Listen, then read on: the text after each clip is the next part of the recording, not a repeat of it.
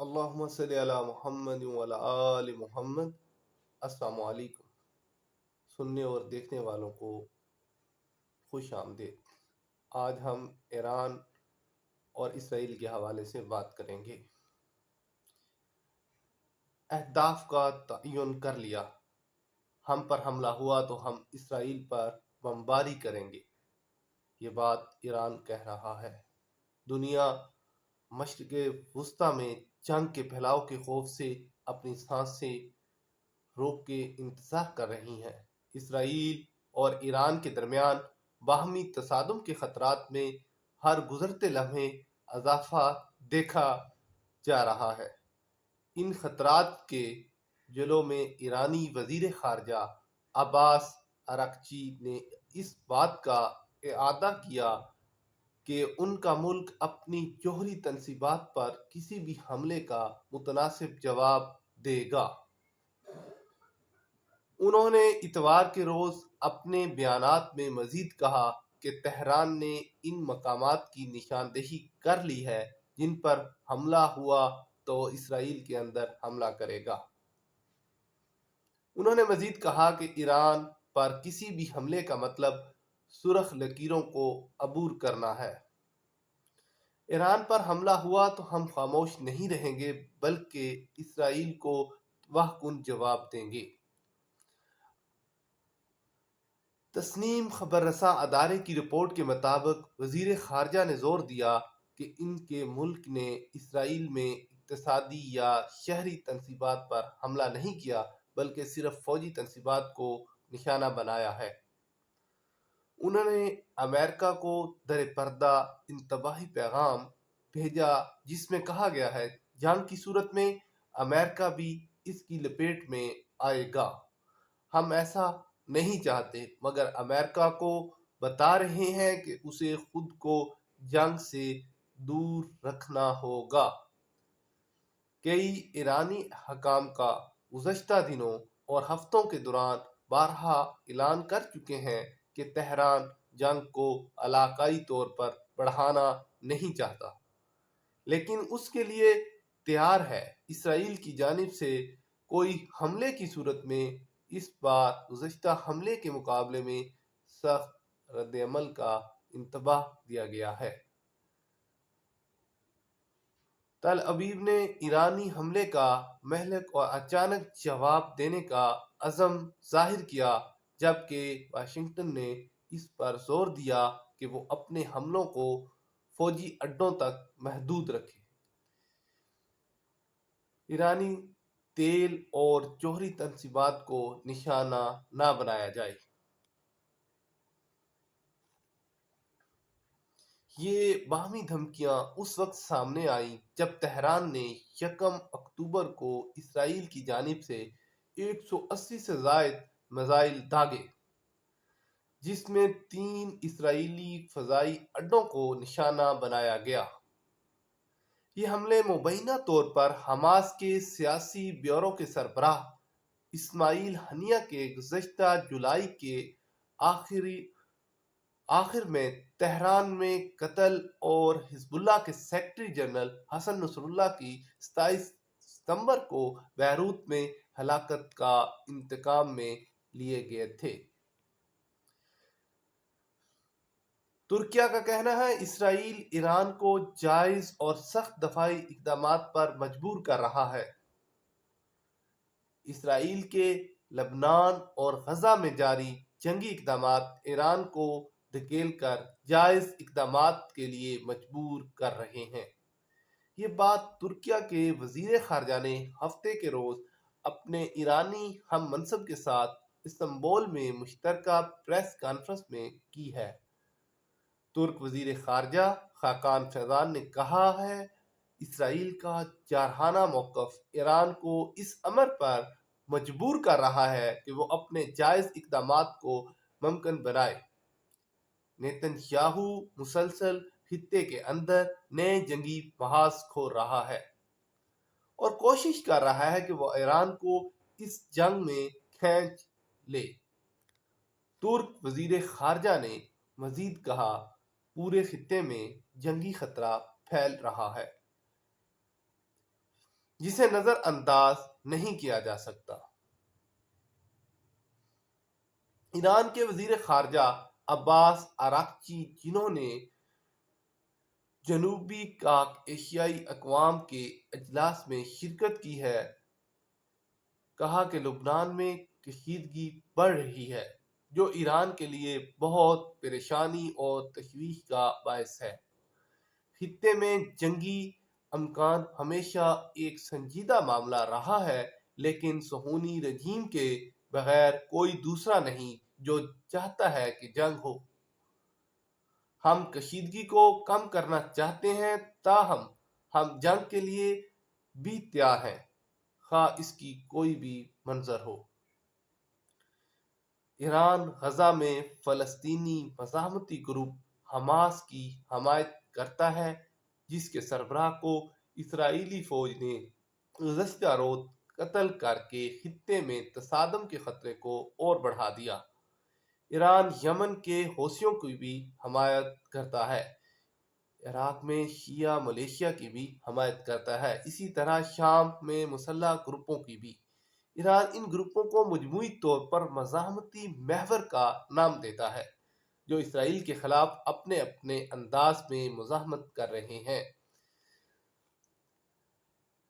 ایران لبنان میں فائر بندی کے لیے فرانس کے ساتھ مذاکرات کے لیے تیار ہے۔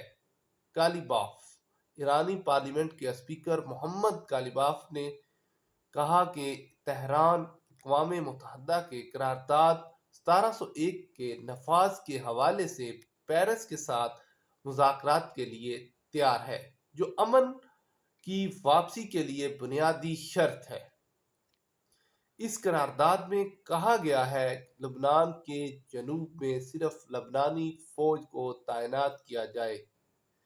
جنیوا میں فرانسیسی اخبار لو فیگارو کو دیے گئے خصوصی انٹرویو میں کالیباف کا کہنا تھا کہ ہم سمجھتے ہیں کہ ایران قرارداد 1701 پر عمل درآمد کے اقدامات کے حوالے سے فرانس کے ساتھ نمایاں طور پر مذاکرات کرنے کے لیے تیار ہے، جو حزب اللہ اور اسرائیل کے بیچ وساطت کار کے طور پر کام کرے گا۔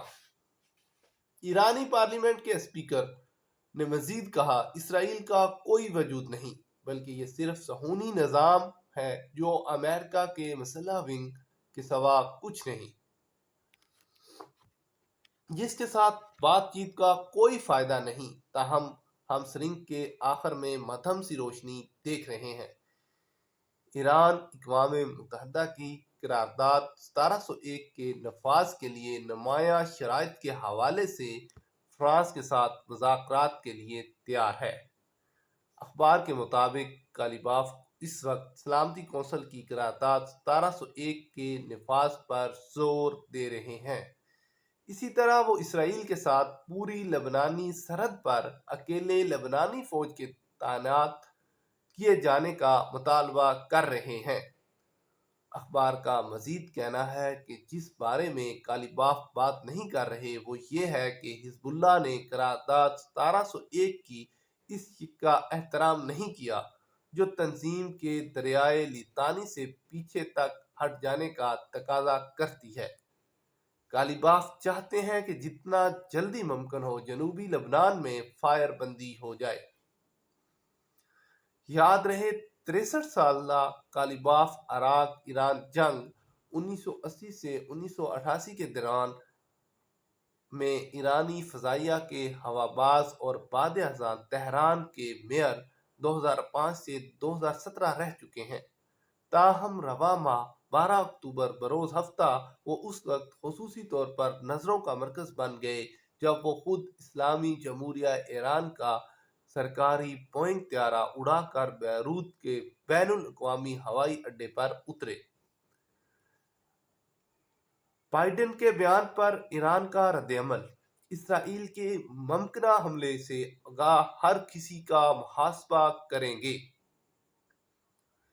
ایرانی وزیر خارجہ عباس اراغچی نے دھمکی دی ہے جو کوئی بھی جانتا ہے کہ اسرائیل ایران پر کیسے اور کب حملہ کرے گا، اسے حساب دینا ہوگا۔ اراغچی کا اشارہ امریکہ کی جانب تھا۔ ایکس پلیٹ فارم پر جاری بیان میں اراکچی نے کہا، جو کوئی بھی یہ جانتا یا سمجھتا ہے کہ اسرائیل ایران پر کیسے اور کب حملہ کرے گا اور اسی طرح کی حماقت کے لیے ذرائع اور حماقت فراہم کرے گا، تو اصولی بات ہے وہ کسی بھی ممکنہ جانی نقصان کا ذمہ دار بھی ٹھہرے گا۔ اس سے قبل امریکی صدر جو بائیڈن نے جمعے کے روز تصدیق کی تھی کہ وہ ایران کے میزائل حملے کے جواب میں اسرائیل کے رد عمل کا طریقہ کار اور تاریخ جانتے ہیں، تاہم انہوں نے تفصیل میں جانے سے گریز کیا۔ بائیڈن نے یہ بیان جرمنی کے دارالحکومت برلن کے دورے کے موقع پر صحافیوں سے ملاقات میں دیا۔ امریکی صدر کا کہنا تھا، لبنان میں فائر بندی تک پہنچنے کے لیے کام کرنے کا امکان ہے، تاہم غزہ میں یہ زیادہ دشوار ہوگا۔ ادھر اسرائیلی وزیر توانائی ایلی کوہین اسرائیلی ویب سائٹ ویلا کو بیان میں کہہ چکے ہیں کہ ایران کی جانب سے تل ابیب پر میزائل داغنے کے جواب میں ایران کے جوہری تنصیبات پر حملہ کیا جا سکتا ہے۔ کوہین کے مطابق اسرائیل یہ ثابت کر چکا ہے کہ وہ اسے نقصان پہنچانے والی کسی بھی طاقت کو بلا استثناء روکنے کی قدرت رکھتا ہے۔ انہوں نے واضح کیا، اسرائیل اب تک ہتھیاروں اور انٹیلی جنس سے متعلق اپنی غیر معمولی صلاحیتوں کا 10% بھی استعمال نہیں کیا ہے۔ نیتن یاہو نے کئی ایرانی اہداف پر حملے کی منظوری دے دی، اسرائیلی ذمہ دار۔ اسرائیلی وزیر اعظم بنیامین نیتن یاہو ایرانی اہداف کے ایک مجموعے کو نشانہ بنانے کی منظوری دے دی۔ یہ بات اسرائیلی ذمہ داروں نے بدھ کے روز امریکی ٹی وی ABC نیوز کو دیے گئے بیان میں بتائی، تاہم ذمہ دار نے متعین کردہ اہداف کے حوالے سے تفصیلات نہیں بنائیں اور نہ ہی اس حوالے سے کوئی تبصرہ کیا کہ آیا یہ اہداف خالص ایرانی فوجی اہداف ہیں۔ ادھر امریکی ذمہ داران نے غالب گمان ظاہر کیا ہے کہ ایران کے میزائل حملے کے جواب میں اسرائیلی کارروائی، جس کی تیاریاں مکمل ہیں، آئندہ 3 ہفتوں کے دوران میں کی جا سکتی ہیں۔ امریکی ٹی وی CNN کے مطابق مذکورہ ذمہ داران نے توقع ظاہر کی ہے کہ اسرائیل کا رد عمل 5 نومبر کو امریکی صدارتی انتخابات سے پہلے سامنے آئے گا۔ اس سے قبل امریکی حکومت کے 2 ذمہ داران نے باور کرایا تھا کہ صدر جو بائیڈن کی انتظامیہ یہ سمجھتی ہے کہ اسے اسرائیل کی جانب سے یہ اطمینان ہو گیا ہے کہ وہ ایران کی جوہری یا تیل کی تنصیبات پر حملہ نہیں کرے گا۔ مذکورہ ذمہ داران نے یہ عندیہ بھی دیا کہ واشنگٹن کے خیال میں فضائی دفاعی میزائل نظام تھاڈ اور اس کو چلانے کے لیے 100 کے قریب امریکی فوجیوں کے تل ابیب بھیجے جانے سے اسرائیل کے بعض اندیشے ختم ہو گئے کے نتیجے میں ایران کے بعض اندیشے ختم ہو گئے۔ ان اندیشوں میں ایران کی جانب سے ممکنہ انتقامی کارروائی اور عمومی سیکورٹی امور شامل ہیں۔ ادھر اسرائیلی وزیر دفاع گیلنٹ نے منگل کے روز ایک بار پھر اس موقف پر زور دیا ہے کہ ان کے ملک کا رد عمل نشانے پر اور دردناک ہوگا۔ ساتھ ہی ان کا کہنا تھا، نئے محاذ کھولنا اور مزید جنگیں چھیڑنا تل ابیب کے مفاد میں نہیں ہے۔ اسی طرح کئی اسرائیلی ذمہ داران اس بات پر زور دے چکے ہیں کہ جوابی کارروائی بھرپور اور حیران کن ہوگی۔ بعض اسرائیلی ذرائع نے عندیہ دیا ہے کہ واشنگٹن کی مخالفت کے باوجود اسرائیل کی جانب سے ایران میں تیل اور بجلی کی تنصیبات کے علاوہ جوہری تنصیبات کو نشانہ بنائے جانے کا امکان ہے۔ اس کے مقابل تہران دھمکی دے چکا ہے کہ یہ آئندہ کسی بھی اسرائیلی حملے کا جواب 1 اکتوبر والے حملے سے زیادہ بھرپور ہوگا۔ مشرق وسطیٰ کی کشیدگی کو دیکھتے ہوئے ایرانی دعوت پر روس اور عمان کی مشترکہ جنگی مشقوں کا آغاز ہو چکا ہے۔ روس اور عمان کی بحری افواج مشترکہ بحری مشقوں کے لیے ایرانی پانیوں میں پہنچ گئی ہیں۔ ایرانی سرکاری میڈیا کے مطابق تینوں ملکوں کی بحری افواج مشترکہ جنگی مشقوں کے لیے ایران کی دعوت پر جمعے کے روز بحیرہ ہند میں اکٹھی ہوئی ہیں۔ بحری مشقوں میں روس اور عمان کے جنگی بحری فلیٹس اور ہیلی کاپٹروں نے بھی شرکت کی ہے۔ ایرانی فوج کے علاوہ پاسداران انقلاب نے حصہ لیا۔ ایرانی فوج نے روس اور عمان کے بحری دستے ایرانی پانیوں میں داخل ہوئے تو ایرانی بحری دستوں نے ان کا خیر مقدم کیا۔ یہ بحری جنگی مشقیں ایسے وقت میں ہو رہی ہیں جب خطے میں صورتحال کشیدہ ہے۔ اسرائیل نے کہا ہے وہ 1 اکتوبر کو حزب اللہ اور حماس کے خلاف اسرائیل کی جنگ کے جواب میں ایرانی میزائل حملوں کا بدلہ لے گا۔ ایران کی جانب سے یورپی یونین برطانیہ کی پابندیوں کی مذمت۔ 7 افراد 7 تنظیمیں بشمول ایئر لائنز پر پابندی کی زد میں ہیں۔ ایرانی وزارت خارجہ کے ترجمان اسماعیل بقائی نے منگل کو ایکس پر ایک پوسٹ میں کہا کہ ایران نے تہران پر یورپی یونین اور برطانیہ کی نئی پابندیوں کی مذمت کی ہے اور روس کو بیلسٹک میزائل فراہم کرنے سے انکار کر دیا۔ یورپی یونین نے 7 افراد اور 7 تنظیموں بشمول ایران ایئرز پر پابندیاں عائد کرنے پر اتفاق کیا۔ یہ پابندیاں ایران کی روس کو بیلسٹک میزائلوں کی منتقلی سے تعلق ہونے پر عائد کی گئی ہیں۔ فہرست میں ساہا ایئر لائنز، مہان ایئر لائنز اور ایران کے نائب وزیر دفاع سید حمزہ قلندری شامل ہیں۔ ایران پر پابندیوں کے نظام کے تحت برطانیہ سے اسی دوران 9 نئے عہدوں کا اضافہ کیا۔ گزشتہ مہینے امریکہ نے انٹیلی جنس معلومات کا حوالہ دیتے ہوئے کہا ہے کہ روس نے یوکرین میں اپنی جنگ کے لیے ایران سے بیلسٹک میزائل حاصل کیے۔ ایران کی وزارت خارجہ کے ترجمان نے اس بات کی تردید کی ہے کہ ان کے ملک نے روس کو بیلسٹک میزائل فراہم نہیں کیے۔ بقائی نے روس اور یوکرین جنگ کا حوالہ دیتے ہوئے کہا بعض یورپی ممالک اور برطانیہ نے بدقسمتی سے بغیر ثبوت کے دعویٰ کیا ہے کہ ایران نے اس تنازع میں فوجی مداخلت کی ہے جسے ہم مکمل طور پر مسترد کرتے ہیں۔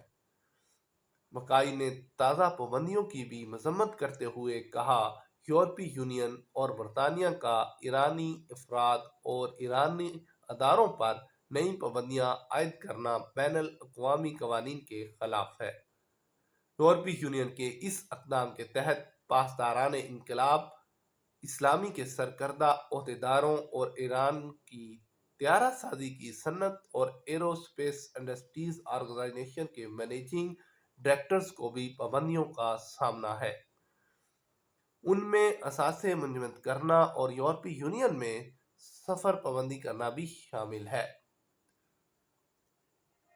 کمانڈر قدس فورس عباس نیل فروشان کی نماز جنازہ ایران و عراق دونوں ملکوں میں ادا کر دی گئی۔ ایران اور عراق دونوں ملکوں میں پاسداران انقلاب کور کے اسرائیلی بمباری میں ہلاک ہونے والے کمانڈر عباس نیل فروشان کی نماز جنازہ ادا کی جائے گی، جو حزب اللہ نے سربراہ حسن نصر اللہ کے ساتھ اسرائیلی بمباری کی وجہ سے ہلاک ہو گئے تھے۔ نیل فروشان قدس فورس کے اعلیٰ ترین کمانڈر تھے۔ ایران کی قدس فورس پاسداران انقلاب کا اہم ونگ ہے جو ایران کی بیرون ملک آپریشنز کو آگے بڑھانے کی ذمہ دار ہے۔ نیل فروشان کو 27 ستمبر 2024 کو جنوبی بیروت میں اسرائیل نے بمباری کر کے ہلاک کیا تھا۔ جمعے کے روز کمانڈر نیل فروشان کی لاش ملنے کی اطلاع سامنے آئی تھی۔ اب اتوار کے روز یہ اعلان کیا گیا ہے کہ ان کی نماز جنازہ ایران اور عراق دونوں ملکوں میں ہوگی۔ عراق میں ان کی نماز جنازہ نجف اور کربلا میں پیر کے روز طے کی گئی ہے، جبکہ بعد ازاں ان کی میت ایران کے اہم شہر مشہد میں منتقل کر دی جائے گی۔ ایران کی سپاہ نیوز ایجنسی کے مطابق کمانڈر نیل فروشان کی نماز جنازہ کے سلسلے میں ایک اور تقریب منگل کے روز تہران میں ہوگی، جبکہ ان کی تدفین جمعرات کو ان کے آبائی شہر اصفہان میں کر دی جائے گی۔ ایران نے لبنان میں اسرائیل کے پیجز اور واکی ٹاکی نجکاری حملوں کے بعد اپنے جہازوں کے سفر کے دوران پیجر اور واکی ٹاکی کے استعمال پر پابندی لگا دی تاکہ کمرشل پروازوں کے مسافروں کی زندگیوں کو اسرائیل سے کوئی خطرہ لاحق نہ ہو سکے گا۔ پچھلے مہینے اسرائیل نے لبنان کے مختلف علاقوں میں پیجرز اور واکی ٹاکی کو اس طرح نشانہ بنایا کہ اس سے درجنوں لبنانی ہلاک اور ہزاروں زخمی ہو گئے تھے۔ اس سبوتاژ قسم کی کارروائی کو اسرائیل نے جنگی حملے کے طور پہ لیا اور تمام تر بین الاقوامی تنقید اور مذمت کے باوجود اسرائیل کے بارے میں یہی اطلاعات ہیں، وہ اس طرح کے مزید حیران کن واقعات کی بھی کوشش کر سکتا ہے۔ ایران کے سول ایویشن کے ادارے کے ترجمان نے کہا، کمرشل طیاروں کے دوران سوائے موبائل فون کے کوئی بھی مواصلاتی ڈیوائس جہازوں کی فلائٹ کیبن میں لے جائے جا سکے گی اور نہ ہی کارگو جہازوں میں اس کا استعمال کیا جا سکے گا۔ ایران کے خبر رساں ادارے کے مطابق یہ پابندی فوری طور پر نافذ العمل ہے تاکہ مسافروں کا تحفظ کیا جا سکے۔ خیال رہے اسی ماہ کے شروع میں دبئی سے تعلق رکھنے والی ایئر لائن ایمریٹس نے بھی اپنے جہازوں کے مسافروں کو اس امر کا پابند کر دیا کہ وہ امارات کی فلائٹس پر پیجرز اور واکی ٹاکیز کا استعمال نہیں کر سکتے اور نہ ہی لے جا سکتے ہیں۔ واضح رہے کہ پچھلے چند ماہ سے اسرائیل اور ایران